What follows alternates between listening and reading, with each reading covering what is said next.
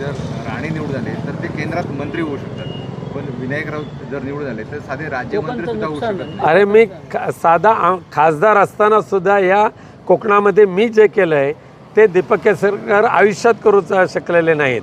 इथलं multi speciality हॉस्पिटलचा सत्यानाश दीपक केसरकरांनी केलेला आहे आणि ते काय आम्हाला शहाणपणा शिकवणार. त्याने असं म्हटलं, एक शेवटचा प्रश्न, त्याने असं म्हटलं दीपक केसरकरांनी की 2 वेळा निवडून येऊन साधे राज्यमंत्री होऊ शकले नाही, फक्त उद्धव ठाकरेंनी संघटनेची जबाबदारी त्यांच्याकडे दिली. हेच मोठं आहे.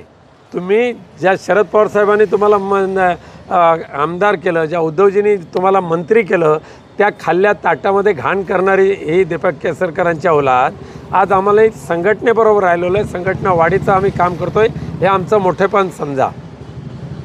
नारायण राणे असं म्हणतात की तुमचं डिपॉझिट जप्त करा. ठीक आहे, तोपर्यंत तरी त्यांना समाधान मिळेल. तर जोपर्यंत असंच बोलून त्यांना समाधान मिळत असेल तर मिळून दे. 4 जूनपर्यंत तर त्यांना झोप लागेल. 4 जूनला त्यांची झोप उडेल.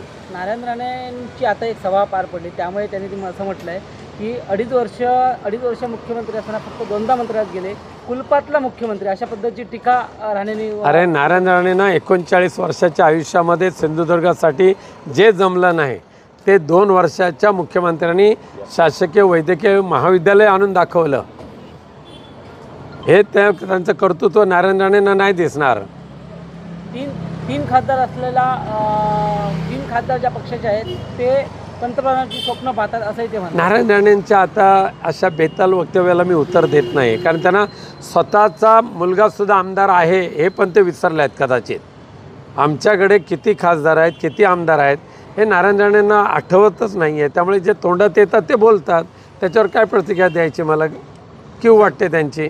आदित्य ठाकरेंना 2.5 वर्ष मुख्यमंत्री करणार, त्याच्यानंतर आपण दिल्लीत जाणार अशा पद्धतीचं आश्वासन फडणवीस यांनी दिलेलं होतं आणि त्याच्यावर फडणवीस म्हणतात की त्यांना फक्त आपल्या मुलालाच मुख्यमंत्री करायचं होतं, तेवढं स्वप्न होतं. भारतीय जनता पक्षाचं वैशिष्ट्य म्हणजे प्रत्येक वेळेला खोटं बोल पण रेटून बोल, तसं त्यांचं चाललेलं आहे. त्यामुळे उद्धवजी ठाकरे ज्या ठामपणे सांगतात ते सत्य आहे आणि ते सत्य स्वीकारण्याची ताकद आता देवेंद्र फडणवीस यांच्याकडे राहिलेली नाही आहे. तुम्ही मागच्या वेळी म्हटलेलं की राणेंपेक्षा जर किरण सामंत जर निवडणुकीला असते ते दुकान बंद झालं. ते